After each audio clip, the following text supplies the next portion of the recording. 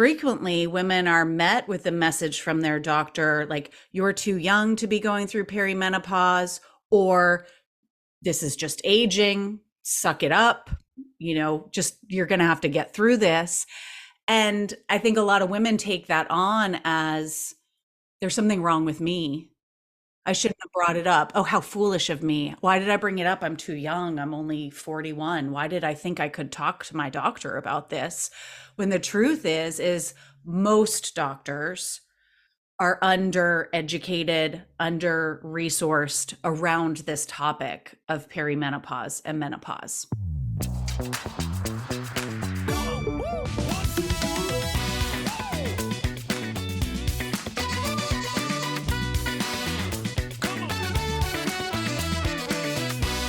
Welcome to the Feminist Wellbeing Podcast. I'm your host, Stephanie Dozier, non-diet nutritionist, certified intuitive eating counselor, and cognitive behavioral coach.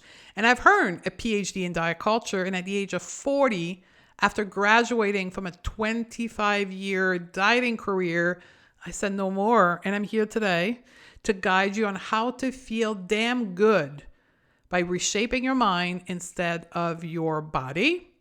And today's episode is the Feminist Guide to Perimenopause. And I just want to say this. I'm going to make this intro super short because our guest today blew my mind. She blew my mind on the perspective of perimenopause and how parallel it is to dieting, diet culture, the thin ideal. Like, I knew, just like many of you, that the way we were talking about perimenopause in the circle of wellness culture was so-so. But I didn't realize the depth of how much it was wrong. So we created this episode together to outline first how we think about perimenopause before even getting into the tactic of what we should do, how we need to think about perimenopause in a way that doesn't make perimenopause wrong or body wrong. And I think that's the most important part of the whole episode. And then we're going into talking about how medical research is completely crooked. Well, absent, and the one there is completely inaccurate when it comes to perimenopause, and how patriarchy is entrenched in how we think about perimenopause and what we do. Like, if we don't believe that perimenopause is a problem, without gaslighting ourselves to think that our symptoms don't exist, like they exist, then what do? And this is what Kate, my guest today, is going to teach us with all her wisdom. So our guest today is Kate William Stones, and Kate is a non-diet health and life coach, and she specializes in helping women calm the mental chatter around perimenopause symptoms so they can stop wondering what the heck is going on with my body and instead feel empowered, energized, and calm in this phase of their life.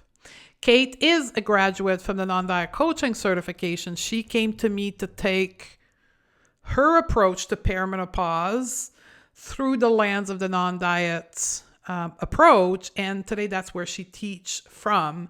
But even though I have been a mentor to Kate for over a year and a half now, she still knocked my socks off and blew my mind. So just wait what she does for you. So my team will roll in the interview. Enjoy. And I want to hear from you once you listen to the episode.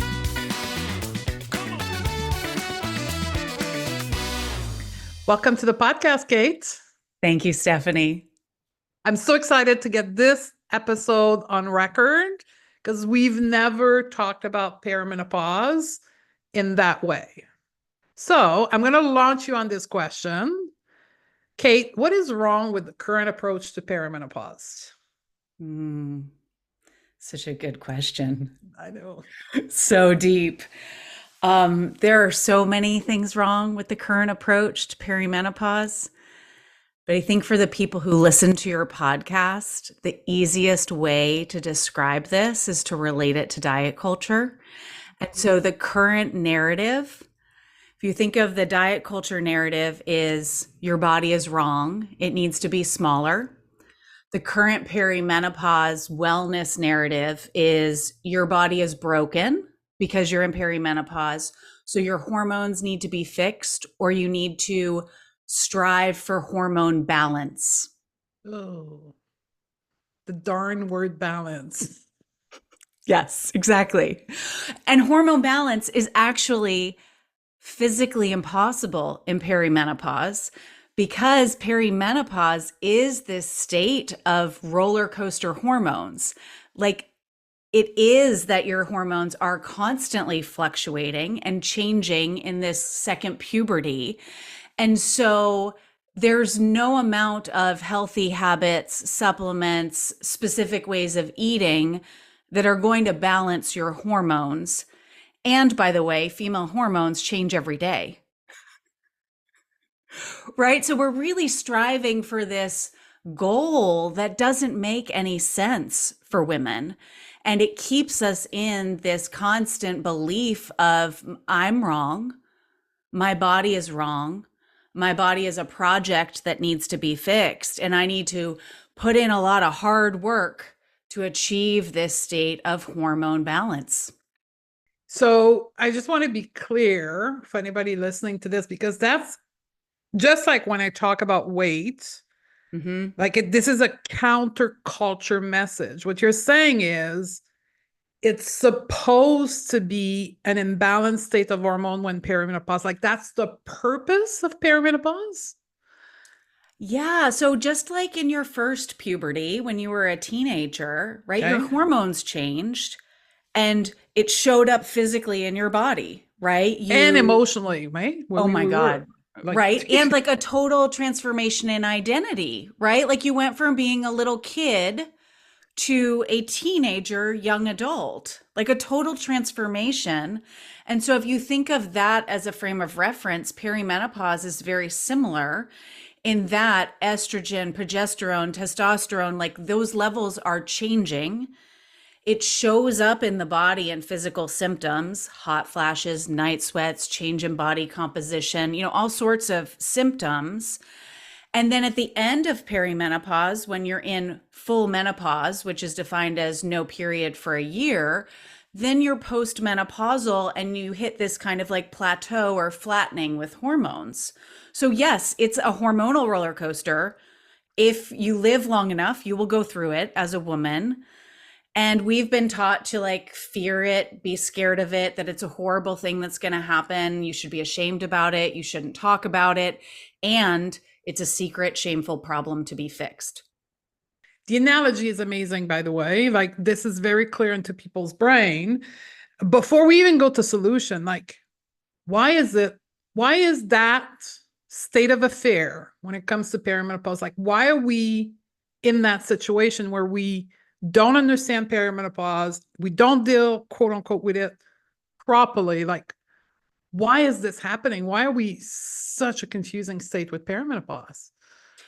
Well, I think our generation, I like to call us the cycle breakers. Okay. I think we're actually the first generation to really talk about this, to really start normalizing the conversation and breaking down the stigma. Our mothers and our grandmothers, the narrative was kind of like this is a secret thing, or like just buck up and get through it. It's part of aging. There weren't as many medical like resources for it. There was a lot of dismissal. There still is dismissal, but I really see us as the first generation of cycle breakers, and we are going to change the narrative, just like we are with diet culture, for the next generation. That's very inspirational. And so if I take the world of diet culture, right? One of the things that I teach all the time is the reason we are in that relationship with our bodies because of diet culture. And the reason why diet culture exists is to maintain the system called patriarchy, or it's a thing that was created to keep women disempowered in a state of not claiming their power. Yeah. So from that perspective, why are we in that? Why do we have to break a cycle? Why was the cycle established? Does it make Well, sense?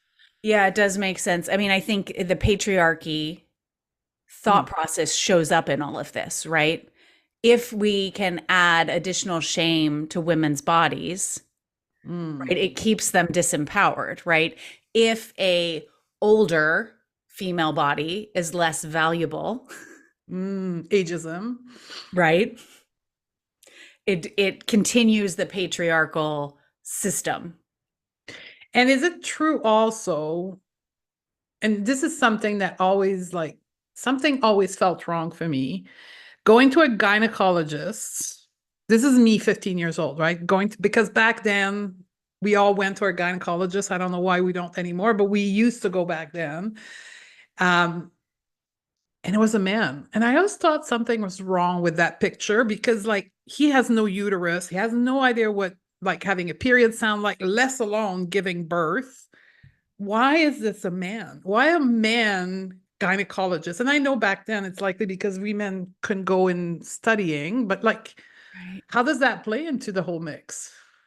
Yeah. So, I mean, we still have a huge gap in the medical community dealing with menopause. So, if you think of like the three biggest hormonal changes in a woman's life, it would be puberty, pregnancy, and perimenopause, menopause. And we have a lot of support now around puberty and a lot around pregnancy. But in medicine, as doctors are trained, especially OBGYNs, the main focus is on preconception, birth control, getting pregnant, having a healthy pregnancy, delivering the baby, and that's it. And what I hear from doctors is they maybe had a class on menopause or a short, unit on menopause, but there's a severe lack of training around menopause. And then how it shows up in like a everyday woman's gynecology appointment is frequently women are met with a message from their doctor like, you're too young to be going through perimenopause, or this is just aging, suck it up, just you're going to have to get through this. And I think a lot of women take that on as there's something wrong with me. I shouldn't Yeah. have brought it up. Oh, how foolish of me. Why did I bring it up? I'm too young. I'm only 41. Why did I think I could talk to my doctor about this? When the truth is most doctors are under-educated, under-resourced around this topic of perimenopause and menopause. So we got a lack in education. Now, I know you work with a lot of women, that's your specialty. Yeah. Is there a different reception to those concerns women have when it's a female, a woman self-identified gynecologist versus a man? Like, is it different or are they getting the same reception? I think it's varied. I don't think it That's goes very down to the gender of the doctor. no. No. I'm what I have heard from many clients and then also my own experience, the gender of the doctor, if it's a female doctor, doesn't mean that automatically there's more understanding, compassion, no dismissal. It depends. It depends because they perhaps have lived it in the world of not talking about it. They suffered through it. So everybody should suffer through it as well. Or they haven't had symptoms. Is that the place? Like lived experience doesn't, they're too young, so they have no lived experience. Yeah. Or they're just seeing perimenopausal, menopausal patients come in and they're like, I don't know what to. And a lot of that is, I don't know what to do with you. I was never taught how to help you. And then the other distinction in a medical care system is that perimenopause and menopause is not a disease state. Tell me more. So think about it with your first puberty. As you age to become a teenager, you were going to go through puberty no matter what. Nobody was like, oh my God, she's sick. We have to help her. We have to fix this, right? But there was a piece of education to educate you about body changes, what you can expect, what's normal, what's not normal. And so perimenopause is the same thing. It is not a disease state. There is nothing wrong with you. And so what women are really yearning for is like the support and the education around like what is normal, what can I expect, what are some ways that I can make some of these symptoms more manageable.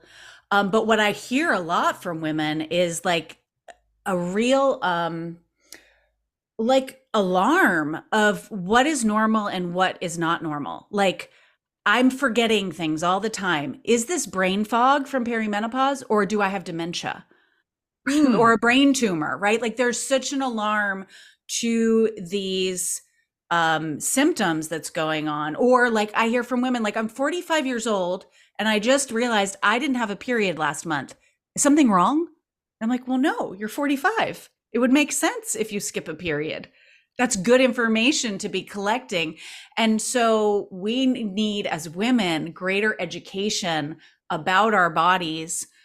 That's the first step. So then we can feel empowered in this menopause stage of life. So in this sense, what is normal, and even there's such a thing as normal, but what is dangerous, or what should I worry about and what should I not worry about? Is there even guideline to that? Like, is there research to tell us what is normal or not? Like, what's the state of affair from that perspective? There's starting to be more research. So we have a gap in, and this is part of how patriarchy shows up in medical care, because female bodies have only been studied for the last 30 years. Oh, hold on. Wait. Okay, we'll go a little bit more on this.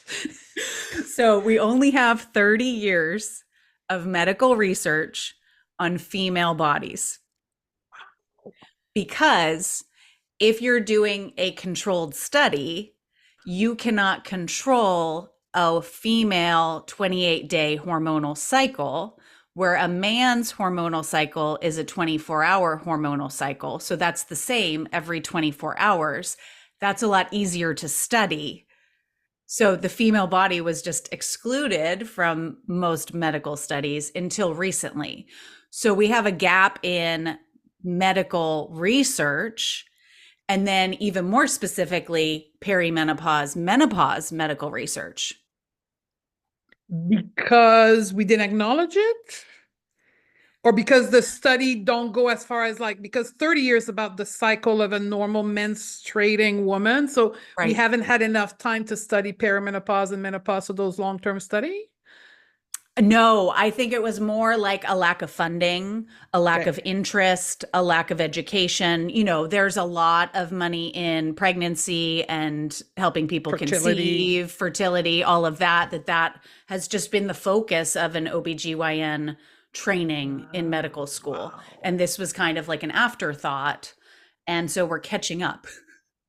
So we don't even know. And that's probably, then it explained the gap in providers' knowledge. There's not even nothing to lean on as far as quote grading, because they love grading, right? Is it normal or not? There's no standards. No. Yeah. And so if you find a doctor who is listening to you and believes you and is working with you, that is a gem of a doctor and good for you. And this may be a time in your life where you need to fire and hire a new doctor if your needs are not being met around this time of life. Okay. Amazing. Okay. What does it mean, given, because we talked about hormone balance being this illusion state, and we'll talk about wellness culture a little bit, but what does it mean to be listened to and be getting the care if we're not aiming for balance? Does that make sense? Yeah, that does make sense. I think being heard, being able to communicate, these are the symptoms that I'm having. You know, my cycles are ranging from 17 days to 55 days. I'm, you know, experiencing a heavier menstrual flow.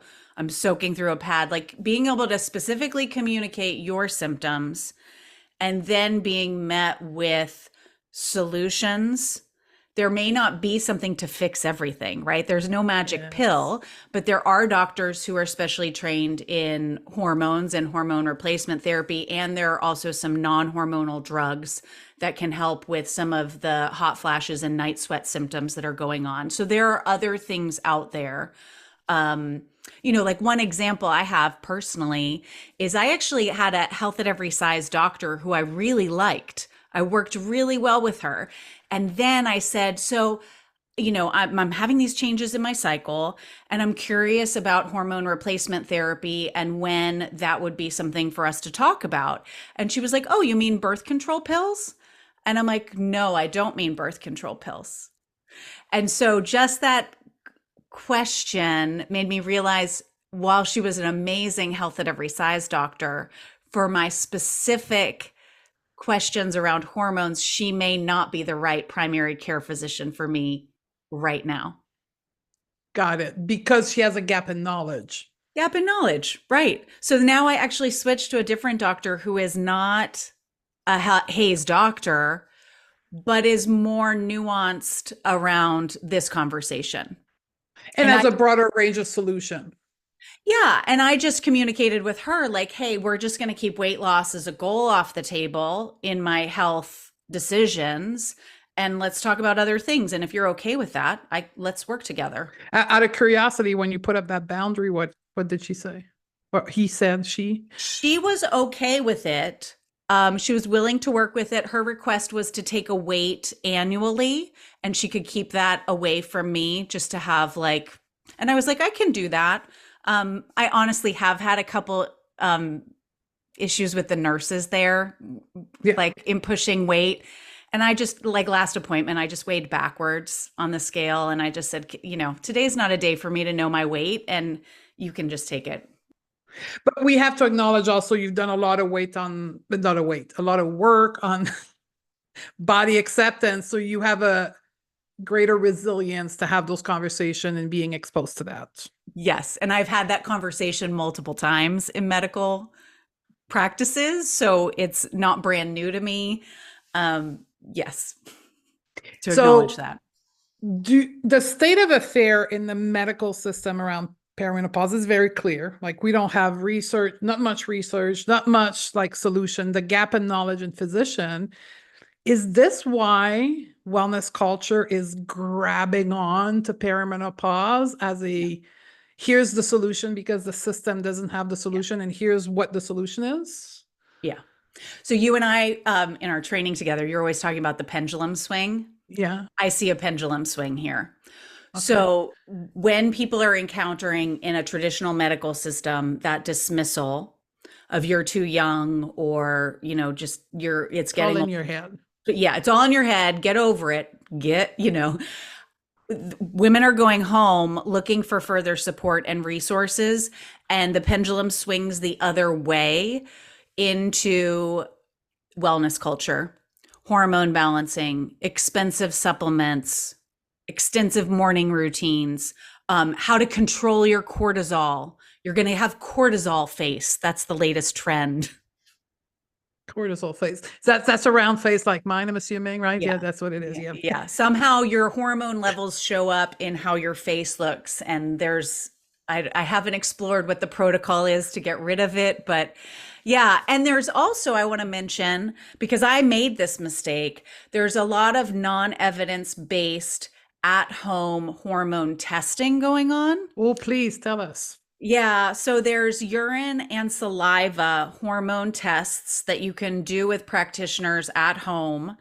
And when I actually was searching out support myself 3-4 years ago, I paid thousands of dollars for one of these tests. And so I use it as a testimonial for people. I really thought by finding this hormone balance coach on Instagram, she was going to help control my heavy periods. And I did this at-home testing. And what I've now learned is that it is not evidence-based. It is not endorsed by the North American Menopause Society, which is like a group of medical practitioners with additional training that I really trust. And if you think about it, like testing estrogen levels in your urine doesn't make sense because your urine is the place that's like the last part of the digestive system. So it's the least accurate. And also your hormones are changing every day. So it just, and there's also now a new, very inexpensive at home menopause test. I haven't bought it, but it looks almost like a pregnancy test. Like you pee on a stick at home and it tells you if you're in menopause or not, which also is just a big waste of money. So you can see this pendulum swinging to all these cash grabs for women's attention and trying to get answers, but they're not evidence-based. They're kind of this pseudoscience medicine, which is Because really, women are not getting an answer yeah, from mass medical care, so they're going somewhere else. yeah, exactly. And yeah, Curiosity, what's the gold standard for hormone testing as of today? Is it blood? kind of. Okay. And even that is not accurate? No. So you can get your follicle stimulating hormone tested by blood Yeah. by a traditional doctor. And that is one to pull, that your doctor would pull. But think about female hormones. What that's giving us is just a snapshot of what your hormone level is right now in this moment. Tuesday at 10 a.m. when they take the blood out. That moment. Thursday, it's going to be different. So, and then they've done clinical studies on this follicle stimulating hormone, which is, it is an indication for being in full menopause, Okay. but that's a year, no cycles. But even in very late stage perimenopause, in a woman that was not cycling frequently, they took her blood every single day for, I think it was a year. And she only had a few days a month that her FSH was high enough to indicate menopause. Confirm menopause. Yeah. So it's like you can take that and take it with a grain of salt. Really, clinically, we don't look at blood tests. What we look at is changes in cycle and your symptoms. Symptomatic assessment, not a testing assessment. Yeah. And women really want answers. So they really want to like demand the blood test and like, I'm going to get answers and feel empowered. But actually, the blood test isn't the total answer. I actually see it as an invitation for us as midlife women to really get to know our bodies and become the experts on our own bodies. So the more data you can collect about your changes in cycle and your symptoms to share specifically with your doctor, the better. So let's go towards solution. Yeah. Traditional medical world, not much answer, not much solution. Wellness culture, pendulum swing the other side with non-evidence-based bullshit. What do we do then? Yeah. What do we do? So I don't think the solution is another supplement protocol, confusing food plan, bust your menno belly plan, right? The solution is really a shift in the individual's mindset in how they approach this midlife transformation, really dissecting the thin ideal, diet culture, ageism, patriarchy, tracking your cycle, knowing your symptoms, becoming your own detective about your own body, and then having a very empowered conversation with your medical care team about your specific symptoms. And if the needs aren't being met there, you may need to find another doctor. But I also think we kind of have blinders on when we think a doctor is the only person to help us. Okay. So I like to think of this as like a pregnancy support team. Like I have one child. Yeah. When I went through my pregnancy, I had midwives as my medical care, but I also had a birth doula. They were both on my team, and they both had different areas of expertise and different skill sets. And so, yes, I needed the midwives for certain blood tests and, you know, monthly visits, but the doula was the one who was there reassuring me what was normal, what was not normal. She knew when to run down the hall to the midwives, like the baby's coming, like she's ready. Yeah. She also educated me on how to take care of my body. She also really reassured me, like, it's okay to rest. You can have like a compassionate mindset. You're growing a human. And so I like to think of perimenopause in a very similar way that yes, you may have an OBGYN on your medical care team, but also who else is on your support team? This is like Mm. this is where a perimenopause coach could come in handy. Maybe you have an acupuncturist, maybe you have a yoga teacher, right? But like bringing in all of those resources as your support team. I think that makes so much sense for a couple thoughts. Like I'm just learning as you're talking here. Yeah. If there's no balance, like when like that will never happen because that's the purpose of perimenopause. There's no really blood test, there's no really evidence on like replacement of anything. You just got to ride the wave. Then it Yeah. becomes more of an acceptance and how you're thinking about it to lessen the suffering, as opposed to like I'm going to find the pill that's going to fix it all and I won't have any symptoms. Yeah. Oh, here's something interesting that you're going to love to know is that one of the proven non-medical interventions for hot flashes and sleep disturbances, cognitive behavioral therapy. Look at that. So I said I was not going to talk too much, but I'm in perimenopause, right?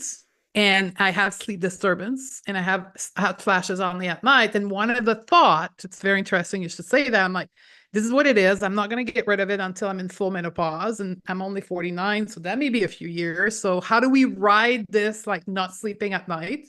And I had the thought, I'm enjoying sleeping. Mm-hmm. Because I came to a point where I hated going to bed because I knew this was going to be 8 hours of up, down, up, down, up, down, and anxiousness about not sleeping enough. I'm like, I'm enjoying sleeping. So I've been working with that thought now for 6 weeks. I'm sleeping better. Especially with sleep disturbances, there's a lot of anxiety when you're experiencing the circumstance of sleep disturbance. Then the thoughts and the feelings about the sleep disturbance then make the sleep disturbance even Worse. worse. Yes. So So that's the doula of perimenopause who can walk you through all of that and help you how to redirect your mind in a coaching structure. totally. And then same thing with hot flashes, right? Being in the experience and the circumstance of being sweaty and flesh-faced and uncomfortable, when you learn how to regulate your nervous system, when you can let go of like the judgmental thoughts about like, oh my God, I'm sweaty, I'm red in the face, I can't believe this is happening again. Oh, this is torture. How long is this going to last?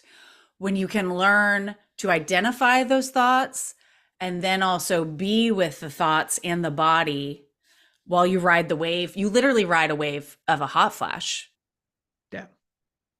And it's the same when you started at the beginning saying we have a lack of education and we don't understand. When you gave the analogy of perimenopause being like like and puberty, like like the other side of puberty, because we don't think about perimenopause in the right way, we have all kinds of expectation, all kinds of disappointment, all kinds of literally unnecessary mental and emotional suffering, that if we learn to think about it differently, we can get rid of that and only deal with sleep disturbance.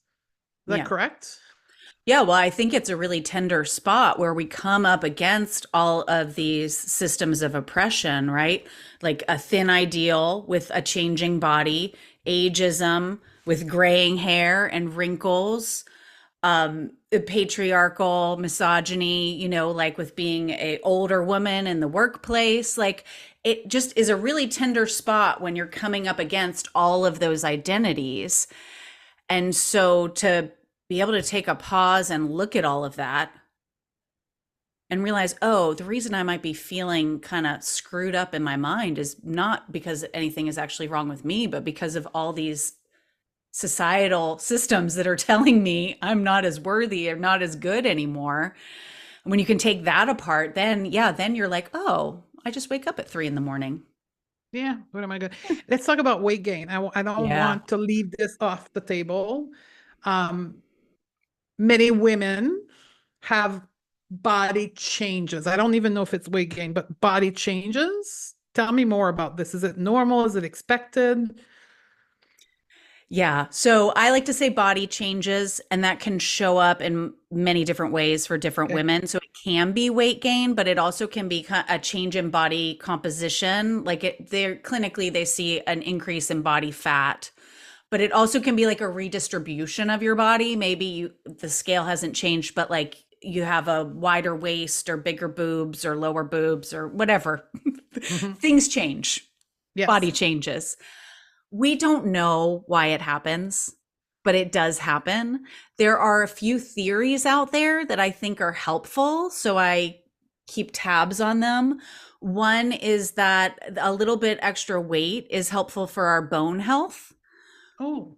So our bone density decreases as we age. One of the highest causes of death for women over 70 is a hip fracture. So increasing your bone health is so beneficial for your health. And there are some theories, they're theories, not proven yet, that a few extra pounds actually is very bone protective. So that's one theory. There's another theory that the increase in belly fat is because your estrogen is declining and fat can store some estrogen. So it's almost maybe like a protective way of the body, like retaining some more estrogen, which is beneficial to health. We don't know. We don't But what know we yet. know, it's not abnormal. It happens. No. So then when we are told it's abnormal and we're like, this is a sign that something's going wrong, that's just like fat phobia, the thin ideal, and diet culture getting involved in a normal process of body change during perimenopause. Yeah, when you understand the health at every size paradigm and realize that weight gain is not like an alarm bell that something has gone wrong in the body, perhaps I also wonder, is it that women, when they hit their 40s, have just given up on dieting? Ooh, yeah. Like they're just sick and tired of it. Yeah. So they give up dieting and controlling food.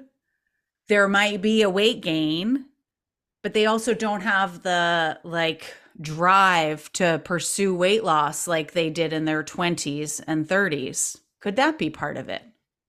Yeah. And I have another theory as you're telling me this. For a woman who's always fit the expectation, right? No, quote unquote, normal body size, average beauty standard, never been like ostracized because of her looks and her size. And all of a sudden she comes to menopause and then her body changes. She doesn't fit what we know to be the youth ideal. Mhm. Could it be just body image distress showing up that they've been protected from their whole life before? Absolutely. I mean, I feel very lucky that I was already in like a body acceptance, body positive community before going into perimenopause. And I had done a lot of body image work over the last 20 years. However, as on an individual level, I believed that all bodies were good bodies. Like I believed that for everyone else fully. And for myself, I was like, but like your body has changed. Like there is something wrong.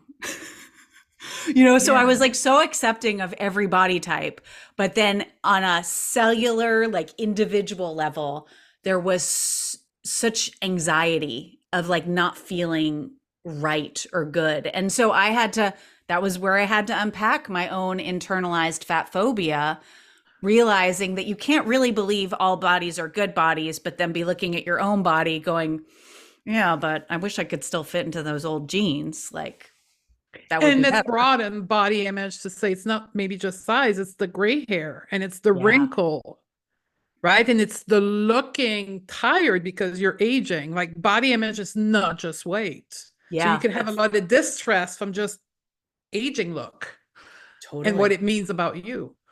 Yeah. And so that's where, for me, coaching comes in. Like that will never be repaired by a doctor appointment. That suffering can only come through coaching. Exactly. Yeah. or CBT with the therapist, but that's where the gold standard is cognitive behavior coaching to change how you think about gray hair. Absolutely. Yeah. Yeah. I think about, so I have two grandmothers who both lived into their 90s. One just passed this year at 99 and a half years old. And I'm 47 right now. So I have data that I am not even halfway through my life based on those women. And so I really had to look at, I think perimenopause is a time to like examine our life and just kind of do an inventory of where we want to go. And so, like, if I want to be a really active 80-year-old woman who's going on hikes and traveling, like, I need to build that belief now. It's just not going to magically appear when I'm 80. And the thought that, like, I'm old and tired and done, which is like the patriarchal thought, well, I'm not even halfway through my life. So, how is that possible? Well, it's possible if you believe unconsciously that old women are just supposed to sit on a rocker and rock Yeah. and knit for the rest of their life, which is ultimately what patriarchy wants us to do. Yeah. Well, but if you want to do something else, you're going to have to intentionally change your belief. You're damn right. Yeah. So it's kind of the doula of perimenopause is two angle is how to lessen the suffering of the symptoms, like the physical symptoms, but also what are you going to do with the rest of your life and how do you want to live it? Like that second phase of your life. Totally. So is that the work you do with people, women or Yes. self-identified women? Yeah. I think when we get to that last stage of empowerment, that's setting that vision of like what's to come. Like, how do you want to live the rest of your life? Totally. But you have to have a blank slate first, rid of these, diet culture and patriarchy first. We need to clean that off, then have the blank slate to be like, okay, now that you have a blank slate, what do you want to do with it? Which is, could it be true that that's what perimenopause, I'm philosophizing right now, but Mhm. like puberty is going through the change of being an independent human being, right? It's like the Yeah. whole mental, emotional independency. You come out of this and you're supposed to be an adult, right? Could it be true that perimenopause prepares women for that other phase of their life that should be different? Could be. Isn't it a beautiful way to look at it? Yeah. Yeah. And all the symptoms that, like, I hear a lot about fatigue and like needing more rest. And frequently there's a lot of judgment or guilt around that. And I think when you understand the power of rest, that maybe our body is physically cueing us to slow down and rest so that we can look at these things. Yeah, and ask ourselves the bigger question than just like, I'm supposed to still go at 100 miles an hour until I die. Like, Yeah. could it look different? That was amazing. And I know it's going to change the life of many women. So talk to us about what you do and or how can people take the next step into your world and connect with you. So find me on my website, which is katewilliamstone.com. You can also connect with me on Instagram, Kate W. Stone, and I'm very active there. And the next step, I have a free guide that's called What Every Woman Should Know About Perimenopause Before Her Gynecologist Appointment. I'm going to give you Oh, yeah. more detailed instructions on how to track your cycles, track your symptoms, collect your thoughts of what questions you have, and get ready for that appointment to make it a constructive conversation. And then I work with women one-on-one an individual coaching, but then I also have various groups that I'm hosting because I think there's a lot of power in community and having this conversation together and normalizing like, oh, I was up at 3 a.m. Oh, I was too. Oh, that's normal. Other people are going through this. We heal in community. And so I have various groups that you can check out.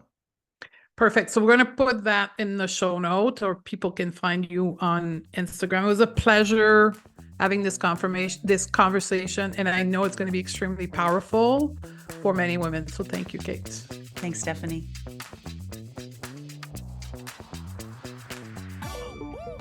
Hey, my sisters, if you are loving what you are learning on the podcast, you have to come and check out our feminist mentorship masterclasses and our internationally recognized non-diet coaching certification.